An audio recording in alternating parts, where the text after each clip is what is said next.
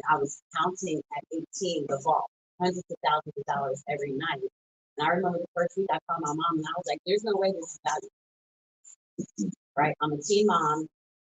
I'm in college. I am the highest risk in their minds, and they have me counting this. I'm their man. This is paper. And so at 18, I never was pursuing paper.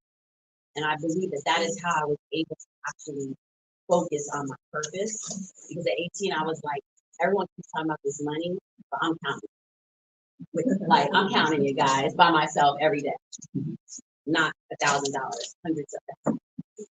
It's paper. So when we're talking tonight, understand that it's paper.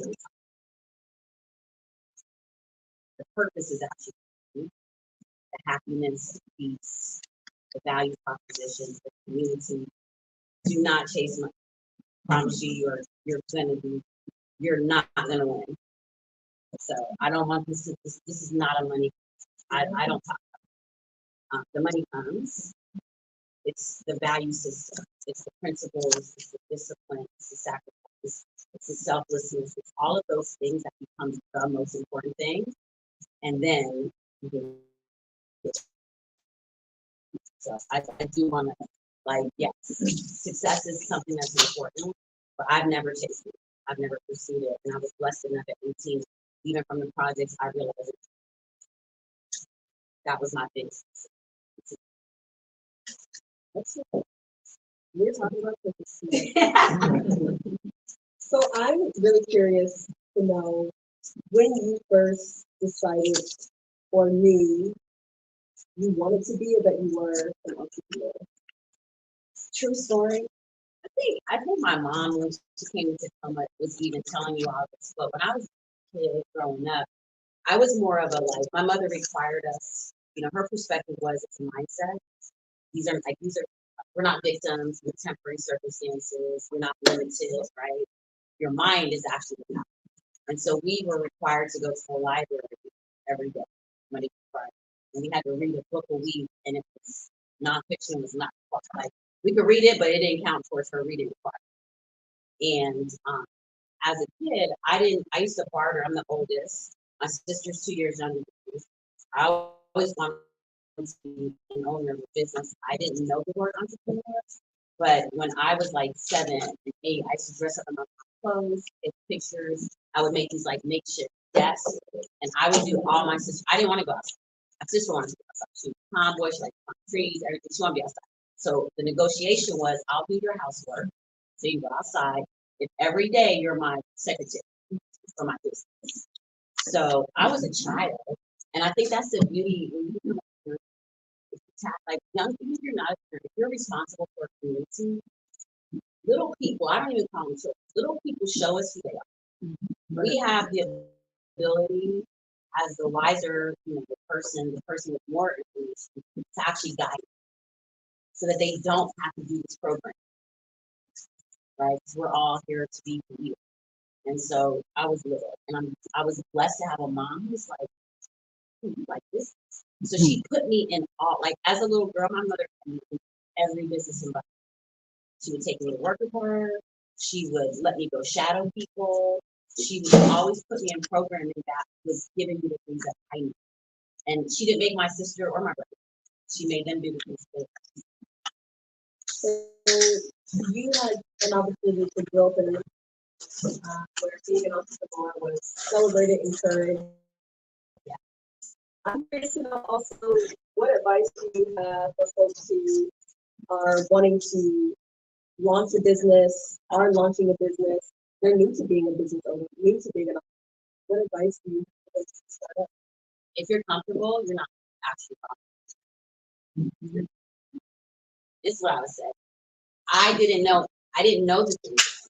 Here's what I was willing to do. I was always willing to bet on myself. I always wanted to be in the business that I did not know anything. Everybody in there knew everything I wanted to be, wanted to know, had the information, and it could most importantly were willing to show me that they were like, oh, this little girl, yeah, I'm here. And then also being willing to sacrifice.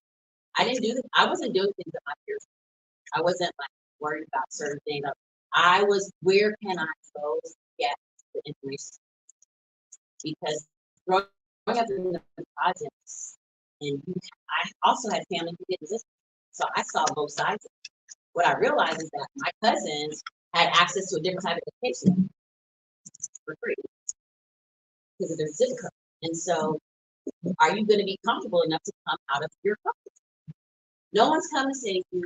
No one's coming to get you. No one's financing your business model. If they're giving you money, it's because it's a loan and there's a high interest, or it's an investment and they want the highest return back from it. And if you don't, you're being not successful. Right? There is no safety. This is hard work. This is lots of lessons. I don't look at it as failures. I have done so many things wrong. I've lost money, my home, like all these things. The first 8.5 years of my business partner and I we were afraid, like we didn't want to just take, we want to be desperate, right? It's like, okay, it doesn't matter the amount. What matters is, are you willing to risk what you to benefit? And I think that a lot of entrepreneurs think that there's like some guide. It's putting yourself around people that know the information, being willing to make the sacrifices. You can't say you want to go raise money, but then you're taking your personal money to do personal, right? You have to show people that you're willing to bet on what you say you can do. And then the other side of entrepreneurship is if you're recreating something that's in there, it's not going to scale, right? It might work for like your immediate circle or your immediate team, but from a scaling and a business perspective, it's something that solves a problem that someone else has to do. You do it really well that no one else can do. So I want to know about your business. What was your purpose? You didn't do it, okay. So what was the purpose behind your business, and what was some of the early bits that you did? So I mean, to answer like the first stage, right? At 18, what I'm really saying is that I was a teen mom. I'm in college. I'm a manager at a bank. I'm making the least amount of money, but I have one of the bigger titles. I think I was making like $7.20. My father, when I was 21, passed away, and his wife gave me my two sisters. So like you're not what I'm. Yes, I had to work to pay for stuff, but intellectually and like just common sense. I'm like, I'm not the one they would have counting the money. Right? Like you gotta use some, like we gotta think about these things that we're all pursuing. Is you gotta take a step back sometimes, even when you know it's your solution. You gotta follow the trail. You gotta. They trying to make me feel like I'm important at $7 out. There's no way this is what it's about, right? Yes, we need it for our bills. When you're building your company, yes, I wholeheartedly understand that we're all under pressures to how do we do this. I'm not saying what I'm saying is take a step back on what your problem is and really think about, do you really think that your ability to prove your business model is what's your ability to do something that no one else can do is what makes it. Or there wouldn't be companies that go out of business. Really, it's not about money. Yes, it's part of it. I get it. But the reality is that Brain Ventures didn't take $1 from an investor until we proved, and we made a lot of mistakes. We sacrificed a lot of things. And so what I'm saying is that, yes, it's important, the money. But what my first business that I did, I was actually in middle school. I had a service at a beauty barbershop. So they needed somebody to clean the barbershop. So what I negotiated was, that doesn't sound like a lot of money to me to be there all day and work for. So at 12, I was like, okay, I'll work for $25 for the day, but I work for myself. You have to give me lunch, and I have to be able to learn other things. So I was allowed to chair, which put me in a different like room with older people. So now I'm hearing like the older women talk, right? So so that was my first business. Then my second business was like babysitting. And so I would get my friends who I trusted, and I had a because the barbershop, I had a network of women who needed it. So then I would source out the people I trusted based on what their skill set was to do the task, and then I took right. Then my first like business was when I was at so when I was at USA Today from college, I was recruited by USA Today. This is a really good story because it's not even about entrepreneurship. This is about the audacity to know about it. Even when the world says you're not qualified. Okay, because my mother had a mindset that we could do anything we wanted to do, right? Not because someone told us we qualified, but if we wanted to do it, we could do it. If we could dream it, we could think it, we can do it. And so I was recruited my senior year at USA at Ohio State, USA. So what I did in college was here's the thing, right? Mindset, intention. Right? In college, all my friends were working fast food jobs, and no offense, this I'm not saying that. What I'm saying is that I was like, I'm gonna work somewhere and have to do something for somebody. Then how does it benefit me for me? Like, okay, so I worked for the city of Columbus. I was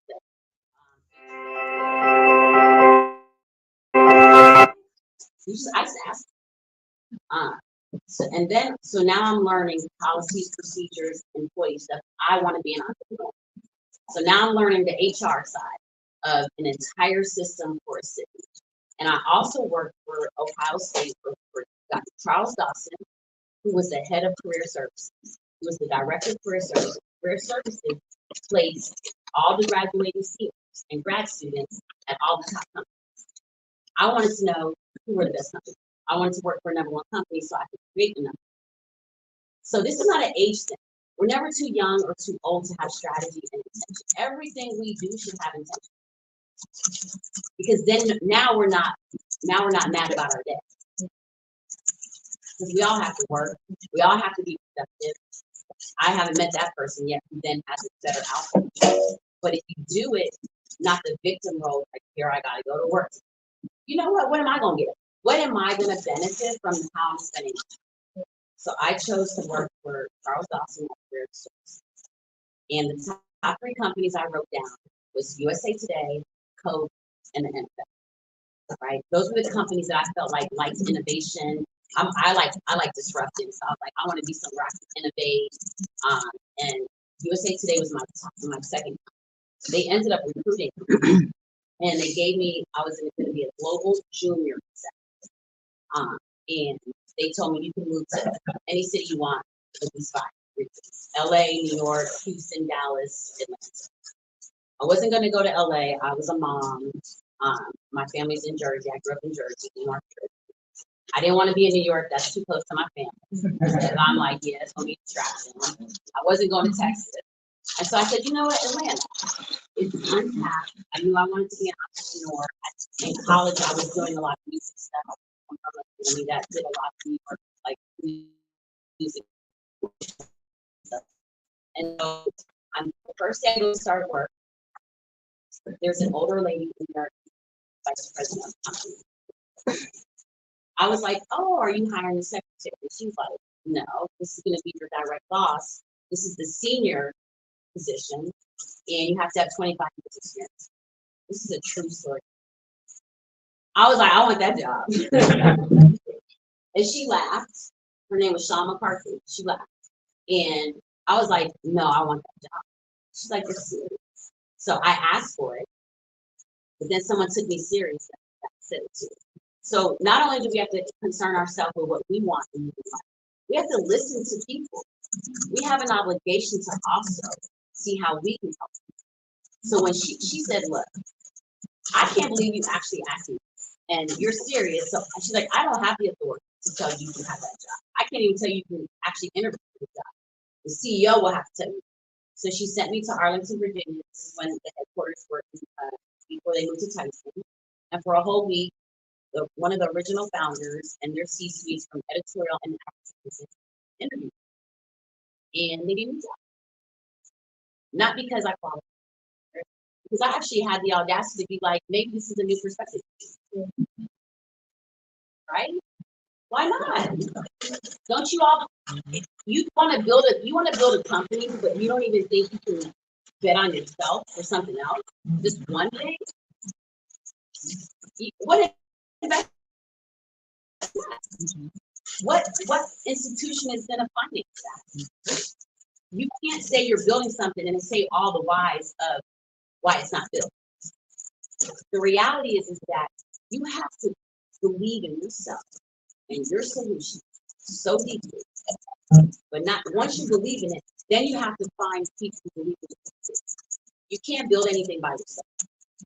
When, as an entrepreneur, that's when Tim and I built a business inside of USA Today. That's what I'm doing. So they let me build a company there. When I started working there, I saw something that was missing, solution. Like there was a problem. So for us as investors, it's like, is there a problem and is this a real solution? And will everybody buy into it to make it, for us as VCs, $1 billion adjusted?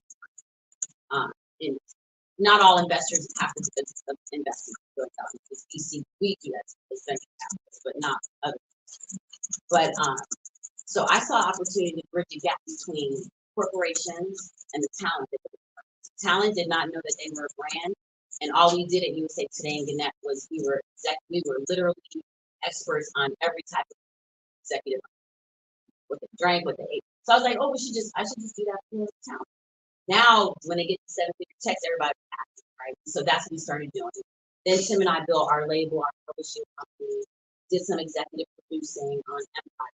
My point is, I didn't qualify for any of these things. I was willing to say, this is what I want to do. I'm going to go learn. And I'm not going to be afraid to learn lessons. I'm not going to be afraid to bet on myself. I'm not going to be afraid to say, oh, I didn't do that right. I'm also not going to think that I can do it by myself. The best thing I learned in entrepreneurship, honestly, was the collaborative. So by the time I met Tawana for the science experiment, the only way I knew how to take my voice and take it beyond just like a room like this was to literally on a show how I went to the community first. If you're building a business, do you know they need it? If it's just your idea and you think they want it, that's not going to work. You have to go to your customer. Is this something that they want? You have to validate, especially if you want an investment. It's called product market fit. Do people need this? And so then I went to Hilltop. What are you missing? What do you need? If you had this, would you buy it? Because they're saying at the time the Amazon CEO said that we wouldn't buy stuff.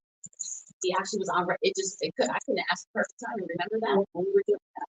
And so when we reimagined the ice cream truck, that was a community. And even though I'm in finance as an investor in real life, I don't handle that part of the business. I handle a very specific, my business. I have complementary partners. Everything I'm not, they are. Everything they aren't, I'm. And that's the way we built Ring Ventures. And I say this humbly because it's not me. This is definitely more of a divine. I'm very faith-based. Everything I do is spiritual to me. It's higher purpose, and it's not about me. But I will say this because you have to give God the glory when literally things. The 2022 investment venture. Anybody in finance knows our world was rocked. The blessing, though, is that because we're not allowed to fail up rather. We always run a fund where we don't give companies these inflated valuations, right? So I want you all as entrepreneurs to know, just because someone tells you your company is oh yeah, I'm making money, that is, unless you can actually get sales beyond that, you're gonna go in a deficit. And then you have investors and you need more money. then they come in and mark your company down. Now everybody's operating at a loss rate, not just your company, but all your investors previously. So just because someone tells you your company's worth a lot of money, that's not what you want. What you want is to be profitable. That's what's worth a lot of money, right? It's not seeing how much money you can raise, but how much you can do with a little bit, and then start scaling that. Because that means you're doing somebody needs it and wants it, and now you scale. And so Rain Ventures, and right now the Cambridge Association put out their venture report. Venture as a whole is performing at a negative 9% now. Rain Ventures is performing at 79% IRR right now, positively. And I'm not saying like this is not a, what I'm telling you all is that I'm a little girl from the process who was a teen mom, who everybody said you're gonna be a statistic. We don't have to be what everybody keeps trying to tell us we are. But most importantly, you don't have to be what you keep telling yourself you are. Say it again. Because most importantly, every time I talk, we even get to what our problems have been and what systemically and historically, what all the things we know. I need you all to understand what you are. If you can't get past that, I don't know how to get past anything else. It starts with your individual self, your mindset, and your willingness to start your day and do it in ways that no one else can do. That's actually the greatest. If I had to write all the top 5 traits of all of our successful founders, they're focused, they're disciplined, they're honest, they work off the schedule, they read, they're not watching news, they're not social, like it's like they're not media, like they're literally they're real.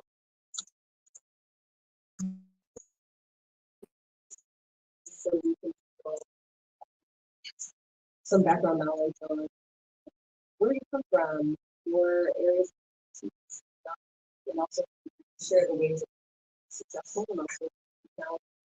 And so before I get to a couple of questions from the folks in the room, if I'm an entrepreneur, like many of the entrepreneurs in here, and say I've asked the questions, I've listened attentively, I believe in myself, I found some great matches with folks who believe in me, I think I have a really good purpose, I feel like I have the audacity and collaborative effort, and I have this great business that I believe is solving real problems in my community, I'm ready to fund you. So I should go straight to you, right?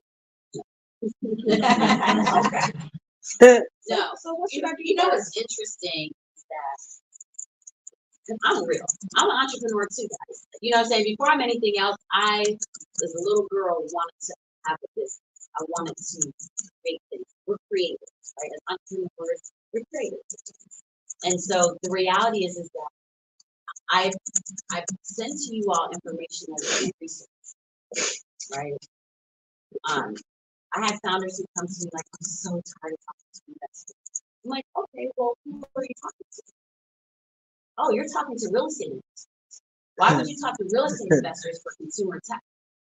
Right? So the same way that investors and banks and lenders investigate you and do due diligence on you, what kind of company do you have? Who are the people that invest in those things? And everything's not a venture-backed company, and it has nothing to do with connecting success. So for us as VCs, as venture capitalists, we are looking for models that have already been proven. So it's not like your early stage company, but for us, we come in post-revenue. It's not a lot of revenue, but you have product market fit, you have team fit, you have the ability to show that you're part of a $1 billion addressable market. You're not free. We're not free. We don't do pre-launch, right? So every company can go to a different type. I do think that there are services that are underutilized, like the Urban League, like the SBA, like the different grants. They're time consuming, but so is building a company. If you can't get through the paperwork of filing for a grant, you're definitely not going to get through a financial model. 5 years. You're definitely not going to get through your SWOT analysis. You're definitely not going to get through your vision. you know, I know that founders don't, and entrepreneurs don't do like the 10-year plans anymore. They don't make any sense. But there's 2-page lean canvases. If you haven't done that, you can't go talk to an investor. You don't even know what your model is. Investors and people who are funding, no matter what the idea is, they have to see how you're actually building it, not from top down, but from bottom up. How do you go from customer 1 to customer 2 to customer 3 to customer 10 to customer? You can't have like this big vision and idea. And I'm a visionary, so I get that. And then I'm gonna be at $10 million in sales. But how? What's the strategy? What's the plan? So I always tell entrepreneurs, do a SWOT analysis, which is like do a piece of paper and do it like this. You have your strengths of your company, you have your weaknesses, you have your opportunities and your threats. The problem is that everything's changing so fast. You should be doing this, especially if you're a tech company, especially if you have AI. Everything for your competitors. There is no way you can convince or any institution or any supporter of why you're doing something.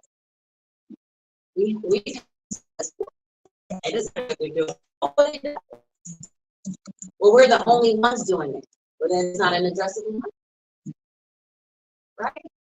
Like that's what our own expectations. And we have to be easy. I have a I'm humble that I've made it, but I have not tried. I learn everything. I don't know anything.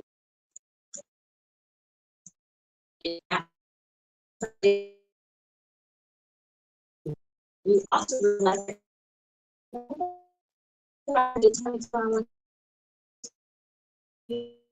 retire for that 20. You know what that showed me? They didn't know nothing.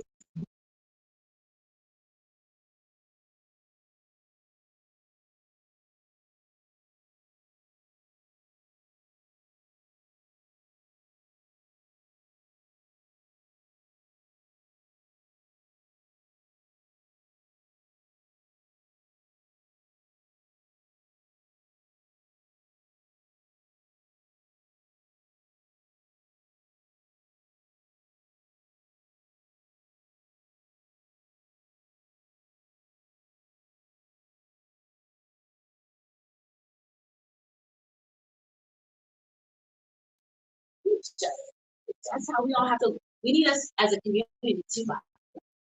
You'd be surprised at the resources in your own community. I had $100 when I did that experiment. That was literally $100 during COVID. Tawana did not know me. I was like, they were like, you're gonna have to sleep in your car. I was like, as a Black woman, I'm not about to show men that there's options to go sleep in their car. Not doing that. So I went to the church. I was like, I'm homeless. I need some help. I'm new here. I need somewhere to stay. And then he called Tawana. I slept on Tawana's daughter's bunk bed until production was like, you earned money now, you have to go find a place. I was going to finish the experiment at Tawana's. My point is that she will tell you everything I needed, I asked for without hesitation. Now, yes, under an experiment, it was survival, but why can't we just all go back to human? Like, that's all we're here for is to help each other. That's it. There's nothing, we're not all about to walk away with some prize that no one else is walking with. We all get the same prize. Yeah, I mean, it's so true. When we came to the city, I mean, I know this talk is not about the show for folks who just walk in. Monique's done Undercover 30 Bear here in the city and built a business from $100, but I really respected watching her hustle and like live out a lot of, I always take notes. I feel like when I'm listening to her because there's so much to learn. But she really had $100 and it was during COVID. And she said, who can I ask for this? Who does this? I would give her a name and an email and she would be like, oh, we're best friends. And she would really get out there. And it's important because there are people who come to me and say, can you mentor me? Can you make a connection for me? Can you help me with this? And I give them a connection and see them again. Did you follow? Oh, I didn't get to it yet. I don't think you're trying to get to the things that you're saying you're trying to get to. So being able to really follow through and rely on ask your community to help you, rely on your community to support you, it really does take discipline. So I really respect that. I do want to open it up for a couple of things, questions and vocabulary. So I remember in the early days of meeting Monique, and I still learned so much. But she was saying, I want to build this business in Tacoma. I'm an entrepreneur. I, like, believe in me. And I'm like, listen, I'm trying to run for state senate right now. I don't really have time because I didn't know her from anything. This woman showed up. She said, I'm trying to build this business. With documenting it. She got $100. And I'm like, bro, listen. Um, well, but know that they were all over the city. Yeah, it's not a film like you would think. It's like she's like, I'm recording a documentary. It's a person with a camera like you have. Like, I'm with her to record a documentary. So come on in there, see up front, make yourself at home, get some food. And this is one of the most amazing gentlemen who also helped on the street. He did the bridge. Yep, bridge, the cases, everything. How are you? But she really did follow through on all of those connections. But one thing is when she was really explaining what she was trying to build, especially when we progressed and got to, I don't know, maybe the reveal, and she told us who she was and really what she wanted to be with this business. She was saying words to me that at that point in time, it was scary to me and really foreign. But she was like, I want you to, be a part of this business, work with me, you'll get points and equity. And I'm like, listen, all I know is about a paycheck. Do I get a paycheck? And she's like, but you get points in the business, you'll grow, you get out. And I'm like, I don't know about that. I'm good. That sounds really shady. I don't know. But it was just vocabulary that was so new to me, and she really had to educate me. And so even as we're talking tonight and hearing words like venture, maybe there are other things that you what is that? I'm here, I'm understanding some of it. But I want to clarify if you have questions around any vocabulary, because Monique does business a certain way. Some of you aren't may or may not be at the venture stage. But if you have questions around vocabulary or what do you mean when you say this, ask. But also I would love to take a couple of questions just in general for things that you are wondering, experiencing, questions that Monique can answer. So vocabulary and questions. And I see one here, then I'll put it back there. My question is regarding mentorship.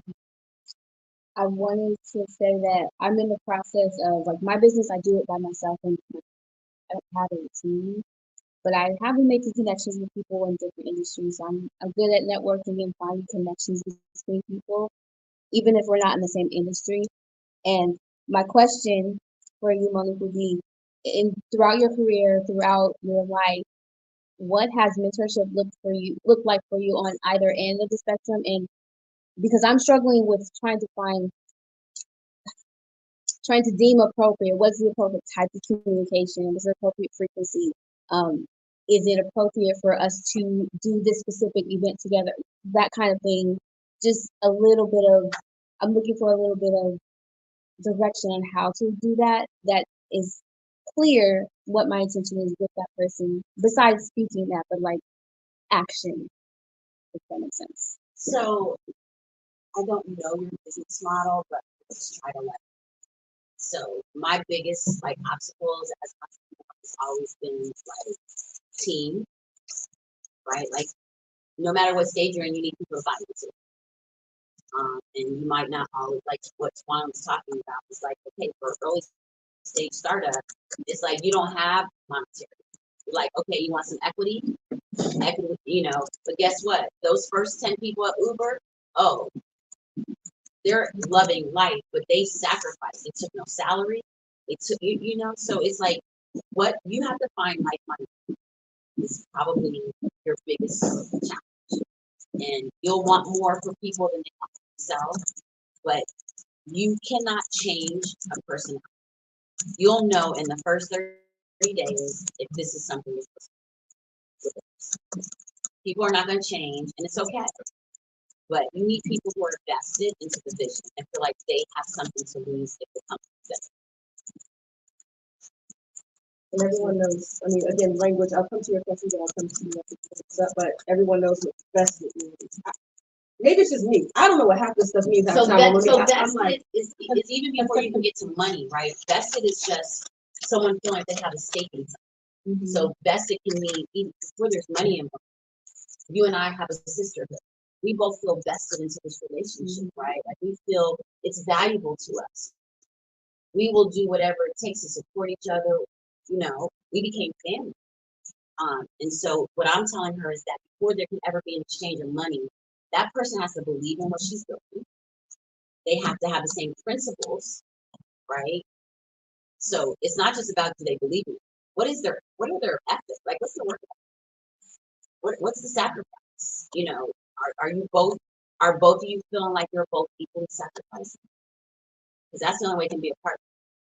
My business partner and I, Erica, we both sacrificed. In different, we didn't sacrifice the same thing. That's another thing. People, your sacrifice can't look exactly the same. Because then there's a part of the company that's being left out. So it's not going to be the same sacrifices. It has to be the same commitment to sacrifice.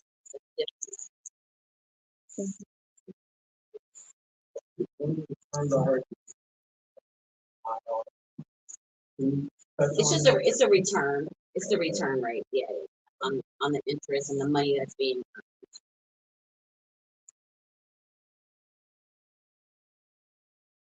Now, what LPs, which are our limited partners, so the people who invested in Brain Ventures, our lead investors, the Metropolitan Museum, their chief investment officer, Lauren Reserve, is one of the most successful investment officers. She's been there for almost 24 years now, and she has the highest return on any CIO domestically. And she is our lead investor. And so then after her is Google, and then next to Google is Russ Carson from KKR, Henry Kravis from Henry Kravis from KKR, Russ Carson from Carson. And those are two of the most successful private equity guys in the world.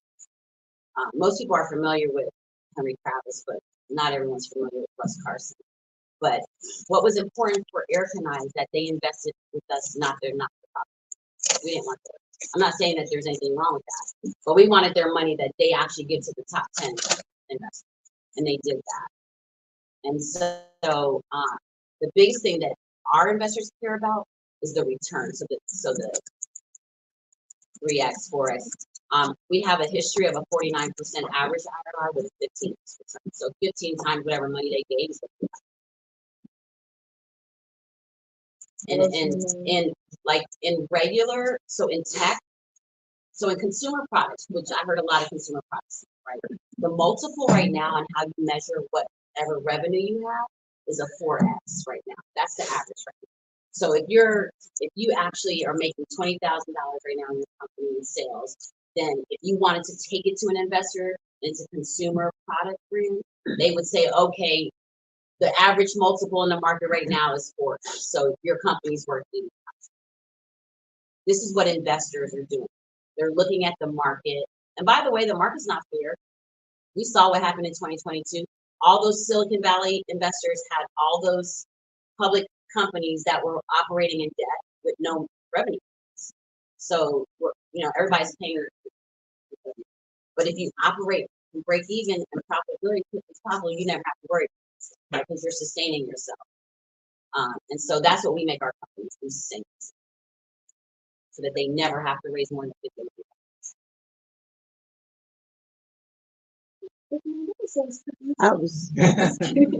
Well, when you think about tech though, and tech multiple, so every industry has a different multiple of what the value is.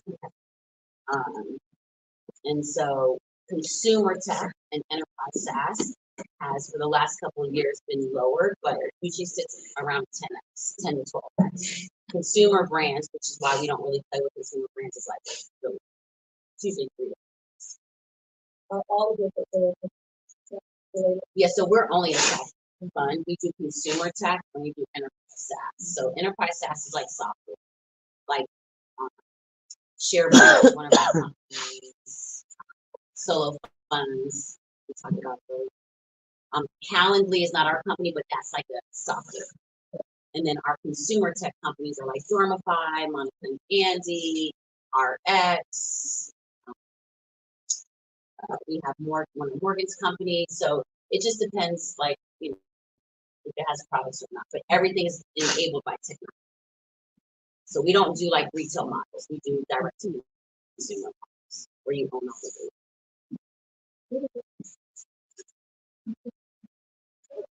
data. Just wanted to- I think this is the big question.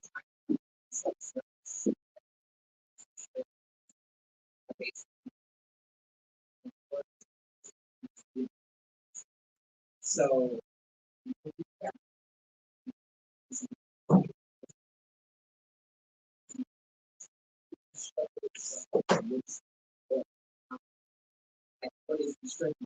Are you a 501c3? Oh, okay. Sponsor. Operations, space, because power. This is.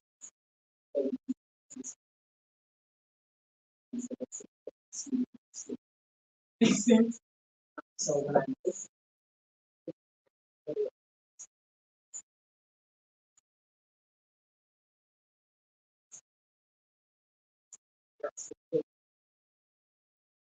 That, you know, life skills, like. I think that model is. It's like, that's what I'm.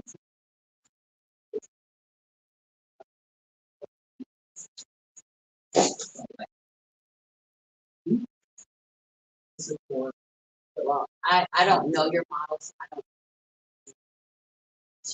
speak because when you're explaining your model to be very sound, even sponsor the curriculum, like the trigger words, or not for profit. So it might be just the way that wording is. And maybe this is more about a like doing a class on, and I can use the classes that to like actually structure and speak the verbiage for you for how you're explaining. I also Because like. if you do a strong soundbite of who you are, you can't expect someone else to understand, right? So they're thinking you're doing what they have deemed social skills and soft skills, which they don't put that from a market perspective. That's not trying to make that being. We know it's important, but how are you monetizing? That's the only thing. That's where's money? And we've been taught that money comes good, right? That it's to do good. Yes, you can make money happen.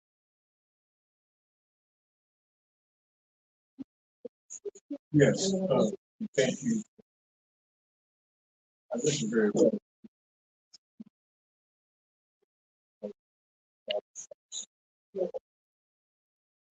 At one point, something. You leave a job, you know, 8 hours, 40 hours, job, check. You go to self-employed, and then you work out stuff because you're still working for the paycheck. So we have to make the decision to off. I want out to be a good because around 40 doing everything yourself. Again, you're working 24/7 just to survive.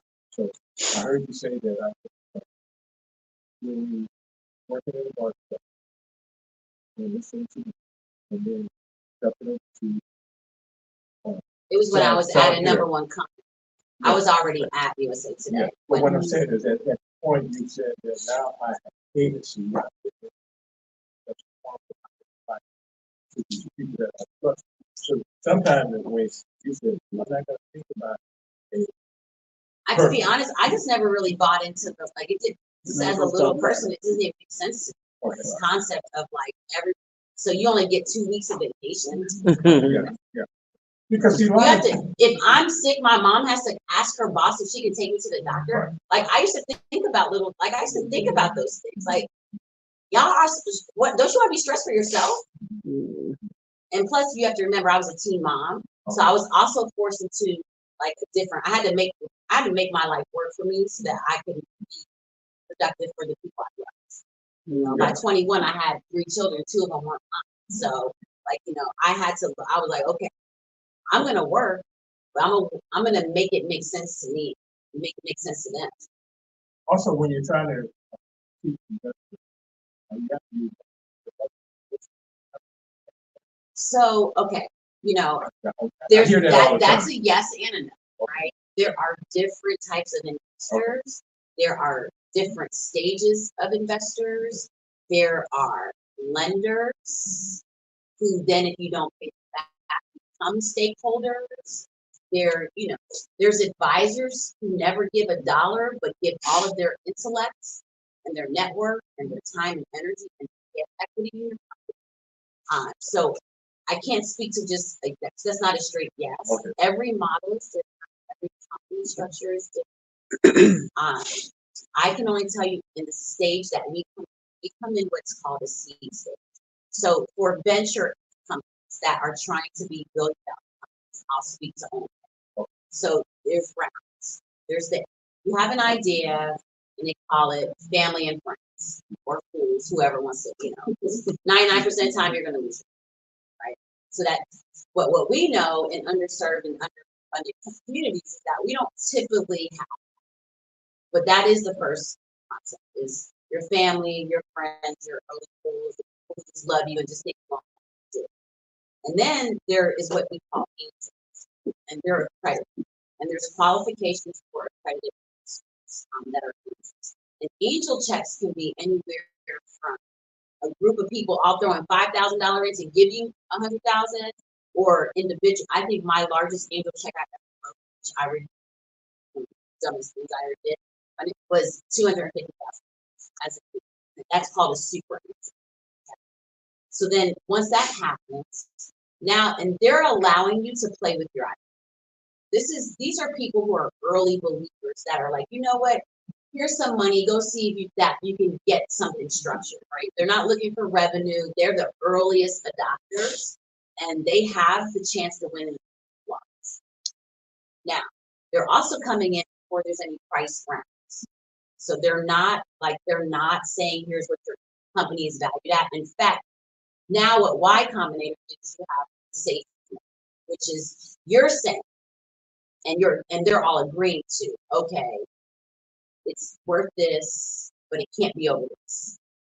Because then we're going to get diluted too much, not going to be diluted to this, right?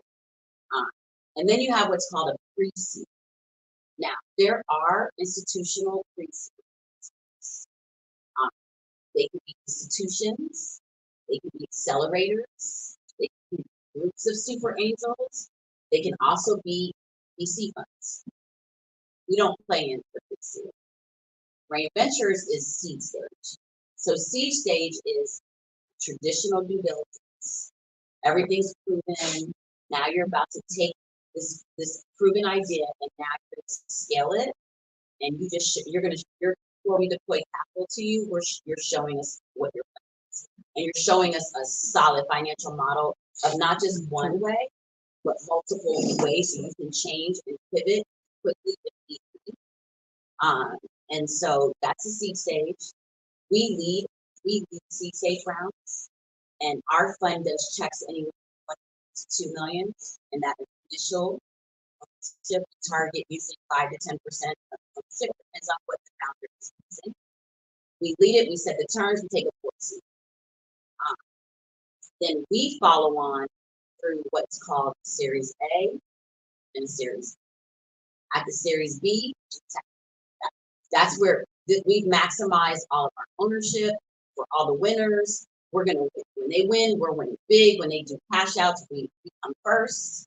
And as the lead investor, we're the original debt. Like, you owe us first. So that's the most secure of the risk. It's just, once you get to like the C round, you're proven. The price of your stock, like the prices is higher. You know, we took the risk, so we have all the money. And we get all the discounts. So you can also discount to your investors who came in early. But that's for what we did. Yeah. Now, I will also tell you that You don't have to just get money from a VC. There are tons of grants, and I know they're painstaking. What I've learned is that there are people who are actually experts in them, and Tawana could probably get you all some government like access to them. They just, if you get the grant, they take a percentage. Do that. It's a win-win. Yeah, grant writing, which we had, what, a couple weeks ago, our grant writing workshop. We are planning a third grant writing workshop, which is, for profit and nonprofit businesses. But also Plummy, who was our small business support navigator. We launched that position a couple of years ago, but just rehired for that position. Because our person needs somebody from Florida in a room. But we have Plummy here who is, quickly learning the job, learn more about government contracts, how to walk you through, how to walk you through certifications, walk you through grants, knowing those products. So if you are a business owner, I definitely want you to meet Plummy, but also those of you who support businesses in telling their story or building their capacity, just, please also come back.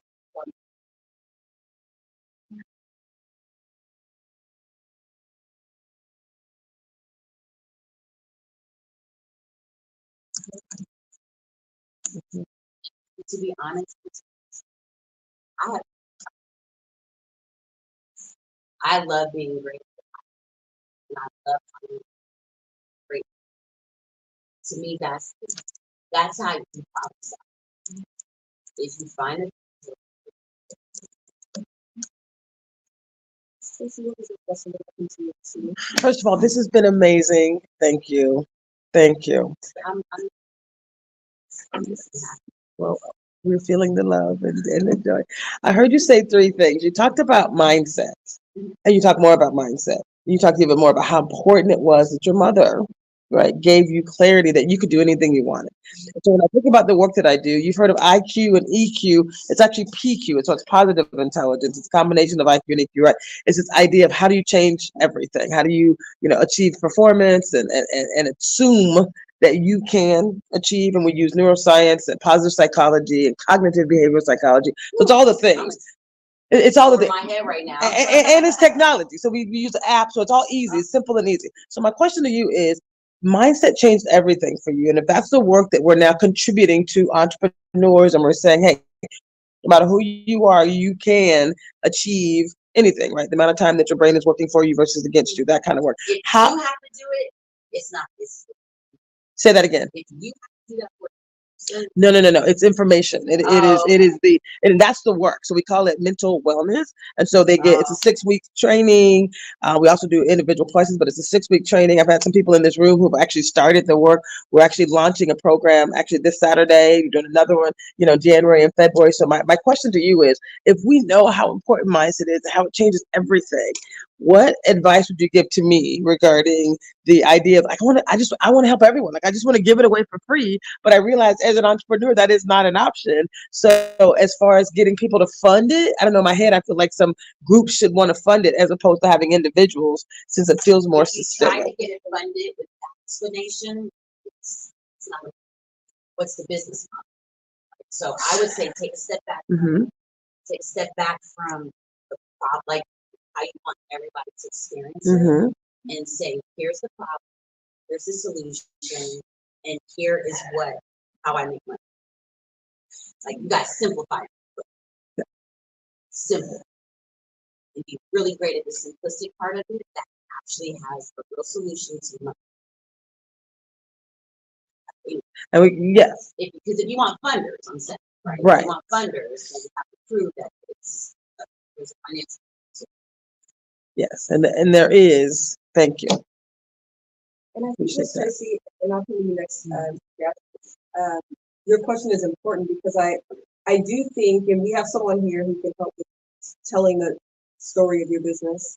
But I do think that is an important concept that a lot of folks haven't gotten down yet. It may not be those of you in the room, but I think as we're talking about in this conversation, funding and getting more people to believe in you, wanting to grow your business, you're wanting more people to be vested, more people to want to get behind what your idea is. And I think if it's hard for you, and maybe it's not hard, but if the explanation is not selling itself and you describing your business is not having folks say, I absolutely want to be a part of solving that same problem. I want to be a part of that solution too, then I think there is some work to be done. And so, yes, it's all these fascinating components. Like, yes, we need the capital. Yes, there's this plan and business model, the belief in yourself, making these connections, but also being able to tell the story of what it is that you are doing in marketing, and especially if you want to move up to DC, But I think even just asking someone to invest 5 or 10,000, being able to be clear on like how this is solving a problem that they actually want to get behind. And I agree with Monique, not just how you want people to feel, not how it feels good to you, it's your bright idea, but how this is going to transform community because community really wants this. Society really wants this. Tacoma, Pierce County, Washington State, the nation really wants it. Right. Build for customers. Right. If you try to build a model to please me or that investor, you're not gonna have any sales. Everything should be about your customer and how you're solving their problem, because their problem is a lot of people's problem. And if you solve it for them and you do it, they need you. It's not just about creating something someone likes it. You don't need it. Will they budget for it? Will they say, I want this one instead of that? That is the one. And here's the other thing. You all have like introduced a lot of different business ideas, but a lot of them are kind of like in the same space. And when some of you all got to hear Rodney's, right? Rodney's first company was created on the South by bus, where they took 5 different buses from all over, and they were switching the buses. And by day 1, you had to find a team. When Listener was created, the company that visa is probably that part out. But they have a huge acquirer who will take it. These founders didn't know each other. They met on those buses. And so sometimes it's not about, again, talking to your friends who don't want to be entrepreneurs. Right. Sometimes it's taking the effort and the time to step outside of your comfort. We'll just use the example of Tacoma being, right? But what about Seattle? What about where do you go for your where's the state capital? Olympia. What about California? What about, so the thing is that you have to get out there and you have to go find the people that are trying to build something similar, and maybe you're their business. Or maybe you're there, like, it doesn't have, you can't do this by yourself. Right. That's all I'm trying to tell you about. Like, I can't do this by myself. And like my expertise at Rain Ventures is my business partner's 30 plus years of it. She's genius at it.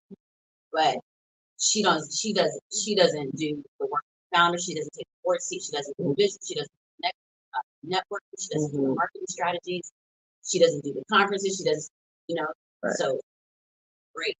Yes. That's what I love to do, and so I don't feel bad that I don't know what she knows. Right. I'm okay with that. That's great. In fact, I don't want to know that. Because then why would there be 2 areas? Right.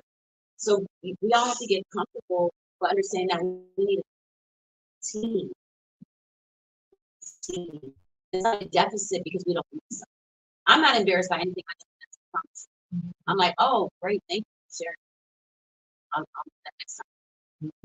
Yeah, and I'll come to your question, Jasmine. The other thing about getting out of your comfort, first of all, let me back up. After Miss Tracy's question, and going back to Sheila, then Jasmine. But the other thing about getting out of your comfort zone, like, this is a part of it. Like, I'm so grateful for David, and like, here in our city, we get to have this amazing startup week in Tacoma, where entrepreneurs get to intentionally learn from each other, with each other, side by side, experience the city, whether we're at the Armory or Tacoma Urban League or at bars or doing yoga. But the other thing, and I shared this at our gala, the other thing about meeting people, for me, meeting someone like Monique, is like, she really like blew my mind with like, Tacoma is great, and like, always bring your love and support back to Tacoma. Like, you love it here, this is where you live, where you raise your family. But step out and experience some of these things. She was the one that told me, like, come to South by Southwest, come to Afrotech, come to Art Basel, like come and experience these things. Come and spend some time in LA, like, you know, come to Culture House, like come and experience where there are other entrepreneurs and founders and funders, and go back to your city with these ideas. But you got to go and experience what other people are doing and not just be comfortable. Because that initial conversation around equity and points, I was like, yo, no, I'm good. I just want to be a small town girl. And she was like, and you won't lose that, but to really learn, like push yourself to get out here and continue learning. And so I love that I get to be in my city and have this experience. Now I've shared multiple times later this week. We're going to go to Afrotech, and so we'll have fun in Austin. But like knowing we get to have a tech week or a startup week in our city, like that is so beautiful. And that people can come to Tacoma to have those experiences and then go back to, their comfort zone. So like you're doing the work even in experiencing this, but you don't have to like leave and never return. You can leave and come back and bring your talents because we need to keep building this city and this county as well. But there are things to learn elsewhere as we expand, where we're comfortable and what we want to learn. I want to go You to don't have to physically leave. No, I love. Digital age, No, right? I love what you. Contact anyone. I literally just came back from Atlanta at the Black Doctoral Network conference in Florida, where there's, they're saying that racism, doesn't exist. So, I'm loving it. Thank you. And the other thing that I would say real quick is that Tacoma, when what we learned is that Tacoma is actually the perfect testament. Yes. Tacoma mimics United States demographics. Exactly. So if you can make something work, you can make it work everywhere. Get into that. So I just wanted to say,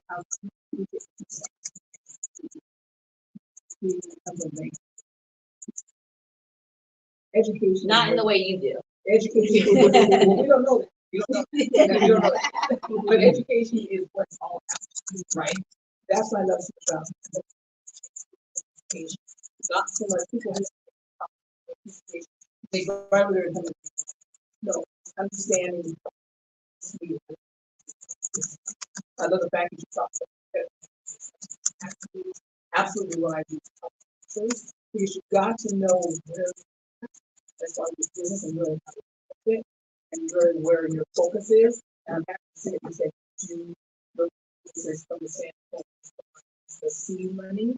Because Chase actually we look at the standpoint of the seed sometimes, but we're also as a consultant, I can first look whatever industry I need to. So if you're doing the seed things, I guess my question. We usually like to get to know them in pre-seed. We don't look at the capital. So my question was the seed stage. So we need to do the seed stage. What criteria do you have? Or So we specialize in consumer tax process. Okay. We're generalists, so it doesn't have to be like a particular vertical. We do have a mandate because of who some of our investors are. There are certain areas that we just can't play. Liquor, lotteries, so we can't play into that. But any typical, so it's product market fit. It's the $1 billion addressable market. As VCs, we're only investing in companies that we believe can get $1 billion valuation. We're doing the riskiest investments, and we're looking for the highest return. Let me ask you this: Oh, absolutely. Oh, okay. So you want them to be so my business partner Eric.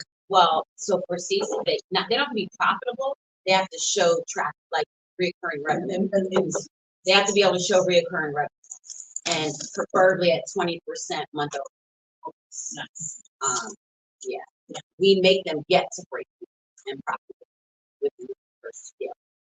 My business partner. So the minimum.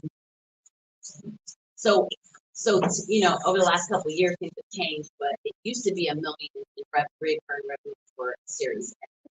Right now, they've kind of bumped it up to $2 million for Series A, and about $500 to $1 million for seed.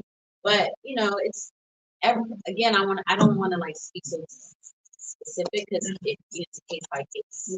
It's about the team, it's about the idea, it's about the intellectual property. It's also about, we're not really into hardware things that have to sit. It's really difficult. That makes sense, especially. Yeah. That's so that. So Yeah, and I can send you like a whole. We do have something called Founders Fridays, where we just, even founders who have not invested in, we just let them go of our calendar on Fridays. And we let you go through your idea, your deck, but here's what I would tell you. You have to be prepared too, right? Like, make sure that when you are going to a resource that you're using their time wisely. They will remember that. And so everyone that you want to be interested in your company, understand them, understand their communication style. It's not just their requirement to know to see if you're qualified. It's your requirement to make sure that you understand who you're talking to. And I'll add you to the queue. And the conversation around where you are as far as like who might fund you is really important. Because sometimes a business might tell me, I can't get funded, but again, you're asking the wrong people. Like where your business model is, you're not going to go to Chase and get pre-seed money. You're not going to come to Monique and get seed money. So you need to go back to family and friends and pools round to figure out where your money is. Or maybe those Or investments, or yeah. So you small just need business to loans, pay attention to where you are. you have to know where you are. I had a founder one time went on Twitter, started bashing all the VCs. What the founder did not say though is that they did crowdfunding.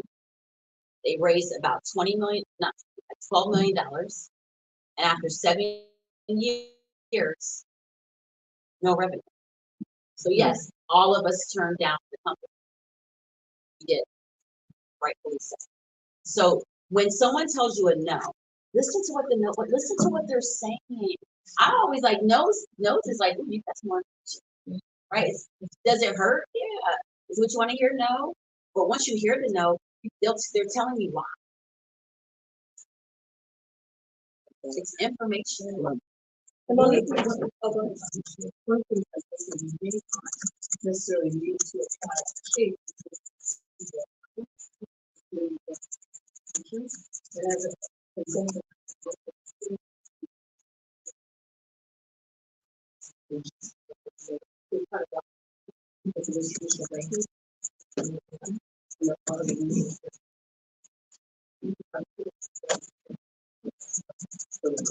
And also, one important thing, when you do get ready for like an institution or any, even what she's discussing or a VC, everyone has cycles. Are you deploying capital? That's it, you know. Because don't be mad when 2 months later they're like, oh, our cycle's not till March. It's January. You didn't tell me. You know, they don't like that's not the time. That's your job. When is your funding cycle? You know, it's like start like being prepared to ask those type of questions too. It's not just about them asking questions, about being prepared. So people who are your investors are your business partners. Some of those last on the marriage. And some of them aren't, like, if you're not winning, they don't know how to support you. So what will that relationship feel like too? So every receiving all money is not the best time. I have two questions. Could you define or describe a scalable business? And two, for a lot of businesses who work with the SpaceWorks, and specifically those tech companies whose goal is to be bought out by a tech giant, is there something? But the first, see what I'm saying? Yeah. The goal is to be bought out. Mm-hmm. Well, isn't the goal to provide a service or product to your customer? Like, are you solving a problem or not? If you solve that problem, then someone will come buy you, or you may choose to keep running the company. You don't know. How do you even know a buyout is a just because someone does an offer or gets acquired doesn't mean they're money. I can't tell you what to scale up. Tell you that. Make sure you have a finance that actually shows you have customers. Make money. That's scalable. That is the only scale. So we're calling a special friend, one because Monique is in town, and also because our special friend is jumping on a plane. So this is the mayor of Tacoma, Victoria Woodard. Who was Victoria president and CEO of this Urban League before I was the president and CEO of this Urban League. Hi, everybody. I'm so sorry. I just came to get a hug. I just came to see my girl who I haven't seen in way too long. That's amazing. I know. You.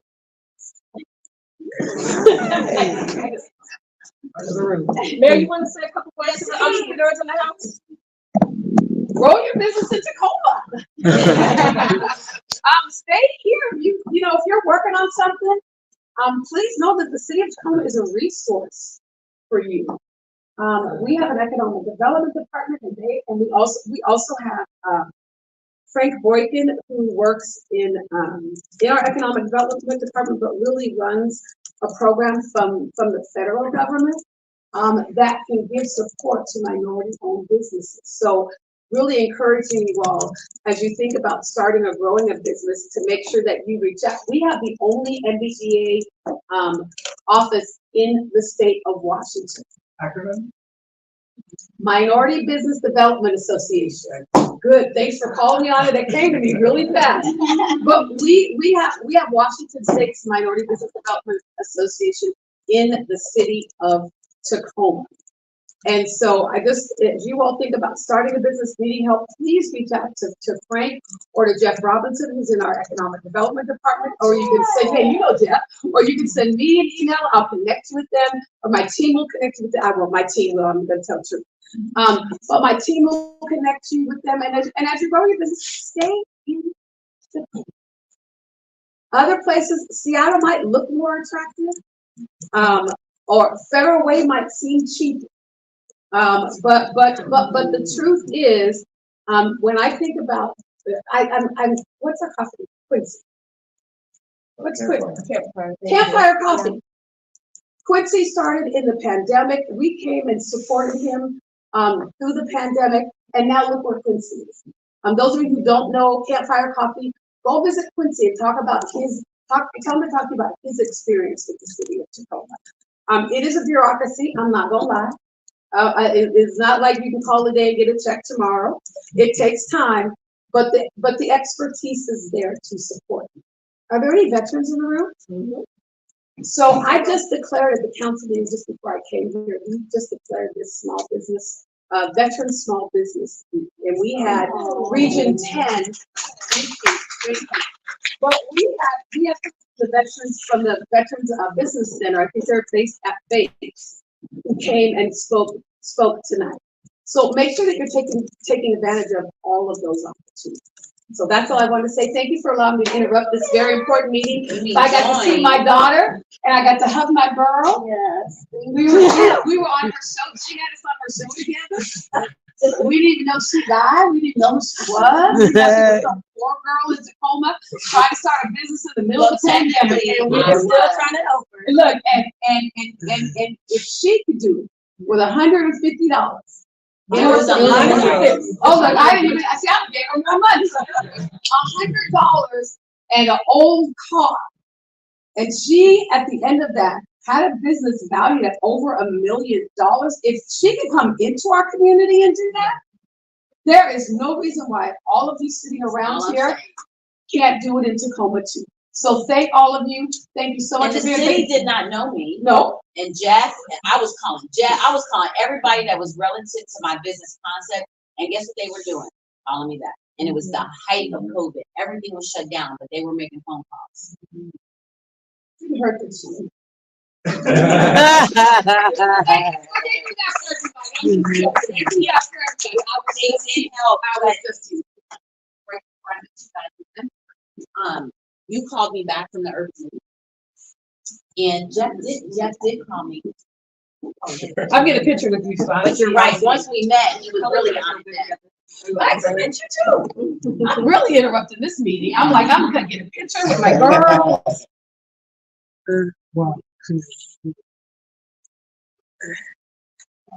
You got my daughter and my really, really, really good friend. Oh, that's great. Big camera.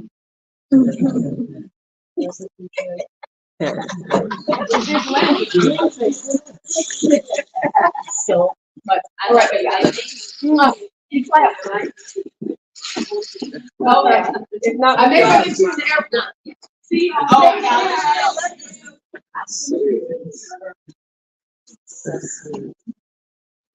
You all have everything you need. I think that's actually the biggest. Take away. Tawana will tell you, I would be at the 4 o'clock in the morning. When I was building, I was everything. What I gotta do? I was researching everything. I didn't know Tacoma. Does any good question get put into? Yeah. And then Sure. So I know before at the very beginning, talked some companies might have expanded the membership space. With the ones that have succeeded, yes, they were fighting against all the other sharks. They became a shark themselves. What was it that made them succeed? Or was it like an attractive message to? So one of our that attracted, you mean like why we attracted before investment or just successful company? Oh, successful one that Well, meaning once we invested, then they did what they committed to. Yeah. So in this current portfolio, we actually have sustainable companies. They're omni-channel, so they're in Target, Walmart. Still their largest channel. What I love about that story is that a brother and sister founder. Andy was the founder of Bonobos that sold to Walmart. And then he and his sister, who are from India, wanted to show a sustainable way of the United States working with the Indian factories, with their farmers and everything in the most effective, fair way, where those factories felt respected, all these things. And so it's really important they do that. It's really good. They own one of the largest, and they so everything about being on someone's shelf, right? It was D2C. They own their community. Another company that we're the second largest investor is a company called Rise Superfood. If you're on social media, you have seen. They are all things adaptogen and mushroom coffee, like everything mushroom. But what's so unique about them is they are the largest wellness team. They are, and out of all of our companies, they raise the least.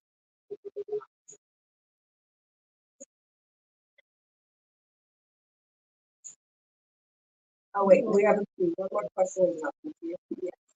You said, like, a lot of these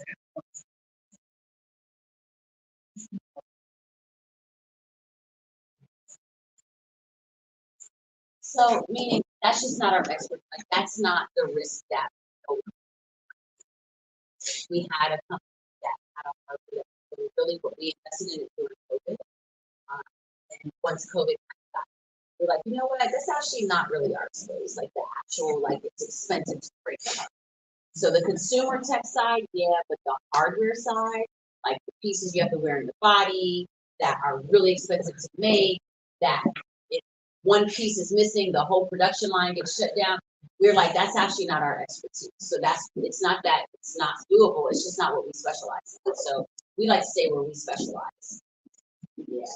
But it doesn't mean I don't know someone who does or if you back, still willing to help.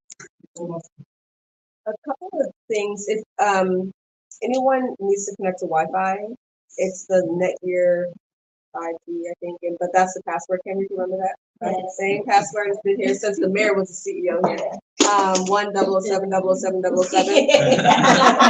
That is hilarious. But if also there are some things that I want to airdrop. If you have an iPhone, I want to send like Ring Ventures out. I want to send Michael Brown is another investor. He's out of Seattle. He loves doing smaller investments. So like he's not seed. He's what would you call him? I would call him like a super angel and then also a pre-seed or something.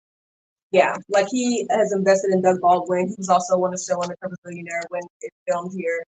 But it's just a great person. But I've seen him do smaller, like $10,000 investments, but also $1 million investments. He loves local people. So I just want to airdrop some things if you want to turn your airdrop on to everyone. And as we talk, I'll send some things over. And for the androids in the house. Listen, I don't date Android, so if you got an iPhone, I love the Android too, but I don't have an Android. But if you have an iPhone, I'll airdrop it to you. And then, you ready? And then maybe, save it in here. I don't know if post-conference, the folks who registered, if we can send some follow-up links, but I'm happy to do that so everyone can get it too. And what I will send you tomorrow is our Friday link for Founder Friday, so that, you know, here's what I would say. Don't book it just book it because real things to get to you. Execute. And also that we're like, next time we see you on our we're looking for, like, we're excited about it. Because only because it's Tawana will like do we like be letting that happen. But be intentional about your music. They don't ruin it for everybody. Look back. This is all about just it's like you don't we get excited. This means a lot. It's your baby, right? It's what you care about, dreaming about, it's want to do, want other people to experience it. The other side of this though is the business side. And it's a real thing, and it's a real factor why most businesses don't. Right? It's not because someone didn't believe it, it's because the business model. And so it includes intentionality and strategy, collaborative effort, you know, be honest. One of the first things I always tell clients to do is write down be honest with yourself. What are your skill sets? Do not lie to yourself. What are you really good at, and what is your area of opportunity? That area of opportunity, you need to find somebody who's really good.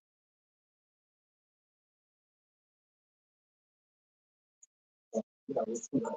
You mentioned Erica and then.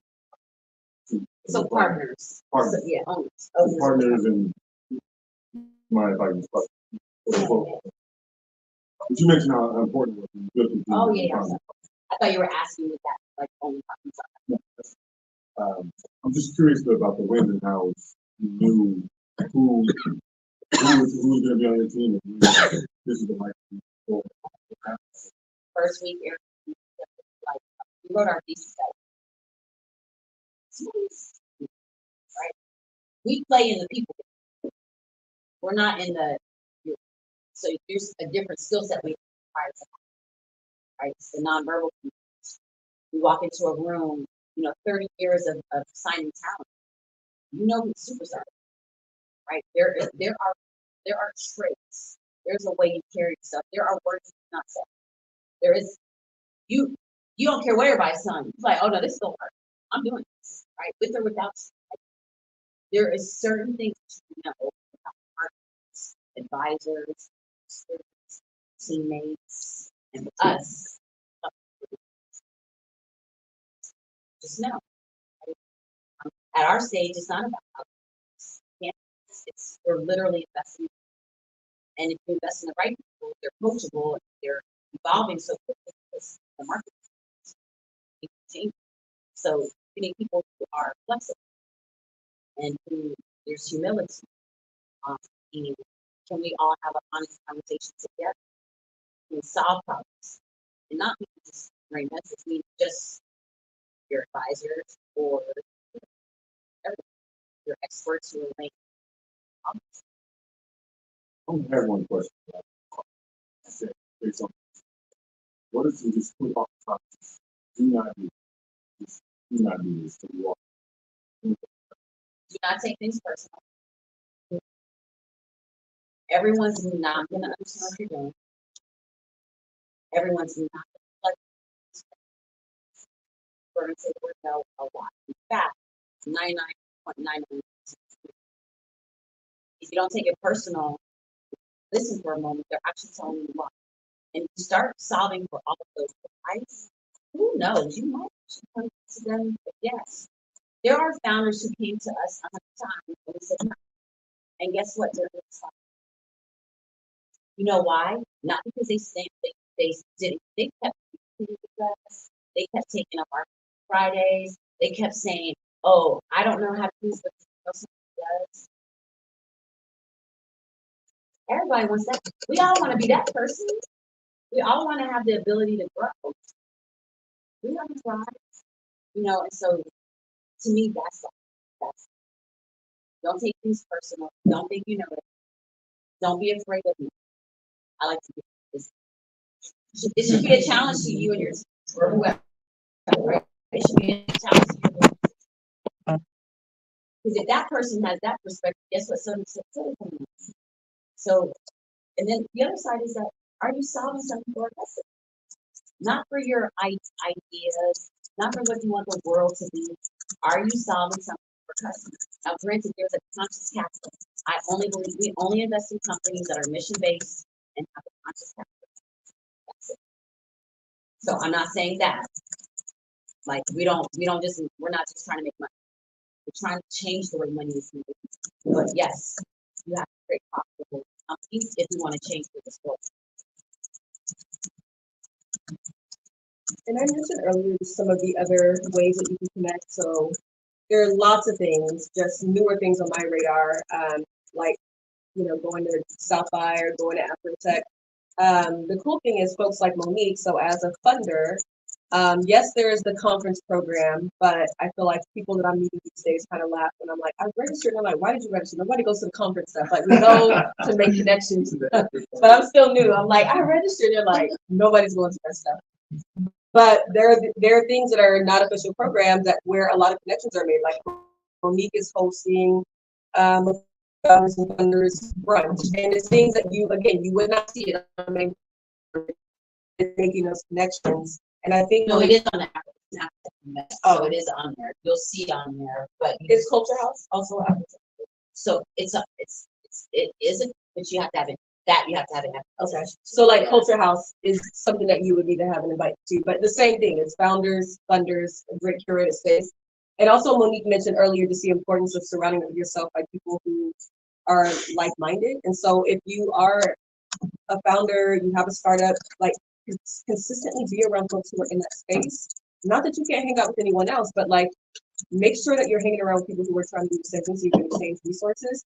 And the same thing, if what you're trying to do is build capital, it's not just asking one person or two people and they say yes or no and you stop there. Like continue to ask. If there was someone that you're determined to be in our portfolio, and it could be one of our financial institutions like Chase, or it can be airdrop this to everyone, but Michael Brown's company, if you want to look it up, is HBSI Capital. HBSI Capital. And it looks like this. And he's like,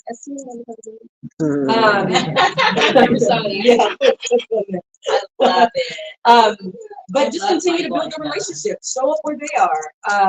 If they're posting things on social media saying they're having a talk, a conversation, just whether you're on, you happen to be there, like go and continue building that relationship, but stay in communication with those organizations as well. But just be in the spaces where the things are that you are desiring, that you want. Have those conversations, but be intentional. Like Monique said, don't just sign up on Zoom and don't show up. Like be intentional and prioritize being in those places as you're working to achieve your goals. And then it's another thing. Also go into the spaces and contact the people. They are always fun, right? Like Russ Carson didn't contact us. We contacted like, hey, you're number one at what you do, and we're gonna send you our data room, and we're gonna let you watch us so we can build a relationship. You have to be like before accomplished too, because they're a pool of resources. Money's not the only resource that you will need. You will need information, because a lot of people think money solves it. No, it doesn't. We talked about that at the beginning. But you need a network. You need information, right? You need other resources. Sometimes you need somebody to think, because you're so close to it and so frustrated that you need someone to step in and actually say, here's another way. And they're an expert in this space, right? So you also need that type of knowledge too. And I call it the well side. So that is your way. We have about 8 more minutes of the conversation. We'll lease the space at like 7. But one of what folks, I guess, what you heard, even if you want to, we can talk to each other. But definitely, I saw Kenrika's hand, want to take as many questions as you can, or talk more in the next 8 minutes, but folks, stretch their legs and make some movement. Relax.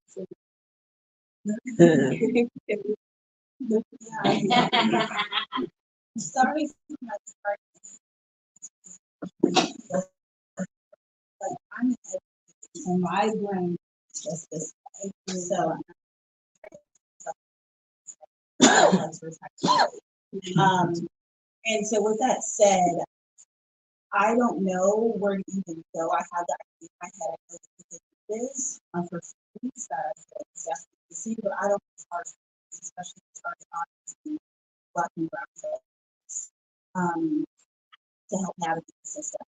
And so, how do you start up something you want to be giving, right, to those who need someone writing along next to them, navigating the system that's not for them, but still, being able to pay people to support their work. I don't know if I'm reaching too far. I think it's a much better question to one of this one, right? Okay. But here, I'm gonna give this for all of us. Is that we have to change the way we message. So, like, even a system that we have all the power in to do create everything. We have bought into the idea that the system that's been created is the only way we come through something. We have the ability to create our own table, to create our own boxes, to create our own lives, to create anything. That is actually the power that has been given. What we have to get comfortable with is what are we thinking here, and how do we change it to what's coming up. Everything we think and say is casting something. And so we have to change what we think our possibilities are before we can ever create a company, whether it's for profit, not for profit, to help what these systems have to system. But we can change this. We just can't function in the system. Right. So that release that too. And it can't be the like, you know what I'm saying? Like that. I know it makes sense. and yeah, it's easy, but it's so complicated, right? But it starts with you. It starts with you accepting this and saying, you know what? That's actually, I'm not trying to participate. I'm actually creating my own. And that will require my language to change. That will require my mindset to change. That will require my habits to change, my discipline, my circle. Everything has to change. And you can keep, we can keep giving all the information we want. If we all keep staying over here, I'm gonna see y'all in 5 years and we're gonna be talking about the same thing. That's right. It's the mind. You have to shut the news off. Yes, we're not victims. We understand what has happened. We're not denying any of these things. No. What I am denying is that has the ability to stop what we're taking. And that's actually the real. Or you can never create something. Yeah. And then once you tap into your power and are ready to create a company, I think a good example. I think a good example is Black Future Co-op. I mean, we launched that organization as social entrepreneurs. We raised in 3 years, we just turned 3 years old, $26 million. We've invested $8 million into the community, so we're creating change. But really, it was a matter of. I have to tell y'all something. It's huge. It's really hard to raise. Yes. It's really hard to raise money when there's no ROI, right? That's just impact dollars and tax rights. That becomes. So yeah, sure, you can have 10,000, you have 100,000, you have 500,000. But when we're talking about investable dollars, $26 million, that's really, I'm talking about, it's very hard to do. Like, even when I raise money, my this part, she comes from 30 years, early stage investor. She's done every asset class. My success, 30 years as a very successful entrepreneur. We were laughed out of rooms. We were laughed. I'm not talking about the old me. I'm talking about the accomplished me. right? So no, she didn't get what she got because she's senator. No, the finance world is different. They don't care. You didn't come from it, you don't belong here. Oh, you didn't grow up in it, you definitely ain't getting the funds. You can't even put the money that you need to go in. Because in order to be a VC, in order to do these things, investing, you have to put money into it. So, like, to just dismiss that, I can't let that dismiss because it's really, really hard. It doesn't matter that it's like from different lens and different perspectives. It's really hard to get people to give you money.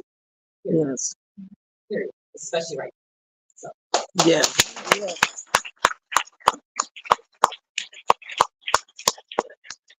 But I think our organization is a good model of what you're saying, where it's I get to learn things from Monique because Monique is, again, she makes investments.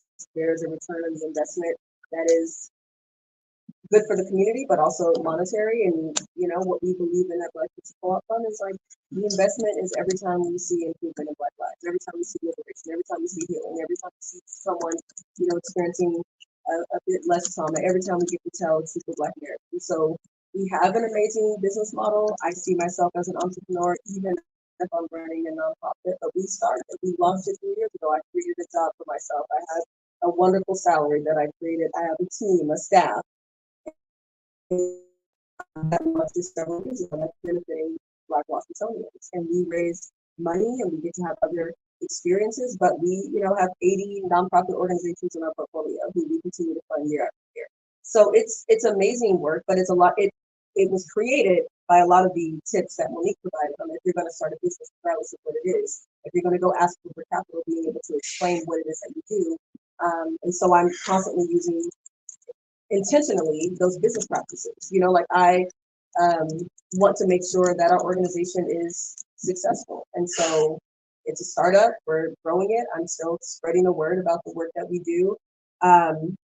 We're also thinking about ways to sustain our fund and how we can get to, you know, $246 million endowment and how we can be thinking about investment pools and investing our money so that we're constantly making money for the organization in other ways.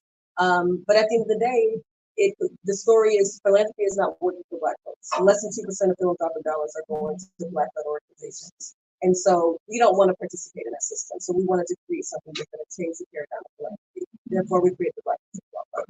And so, like, you know, it's doable in the ways that you are imagining it. And we don't, you know, just fund education, we fund all types of sectors. But it's the conscious work that you're talking about, where the folks that we're supporting don't have to pay a dime, but there are those of us behind the scenes who have to continue to raise the money so we can make those investments and put the money back in the Black community. But then also track, like it has to be through programming that's trackable as a dashboard right now. We're going in 24. All of your foundations have to have a dashboard. You have to have AI. Even if it's still, even though it's not for profit, it's still a business model. Like I think that's always the biggest disconnect is that you still have to have a financial model. Some of the largest not-for-profits have the largest investment accounts. Right? See, we don't know these things. But if you want to have a 501c3 and you want, it's still a business model, and you still need to make as much money as possible. Because that means that you're making the most impact. And when companies like Tawana's are out here and organizations are raising money, they're like, well, how many people did they? What was the programming? Per programming, for every dollar, how much of it was spent on programming versus employees? So everything is so effective. Yeah, I mean, we definitely, you know, we have our year-end impact report that we're producing and year-end fundraising. It's all of it. So definitely. There's free online learning. When I was getting my master's, my professor was like, you really like to learn? I was like, sure do, but I'm not going to take this kind of money, right? And so he told me, he's like, well, actually, there's a thing, test flight. So I got it to be a part of it during test flight. It was 0. But now it's still like, I think it's called EDX. And Harvard, Yale, Wharton Business School, all over the world. Free classes, guys. All you have to do is pay for whatever. I think the most expensive certificate I ever paid for was from Wharton. Like that was back then, so I know the price is a little bit.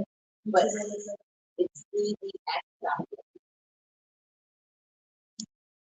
Get into books. Get into books. Get into the knowledge, like the knowledge. Well, speaking of books, our first Tacoma Urban League Black Funders and Black Founders event is in the books. Yes. This is wonderful. Please join me in thanking All of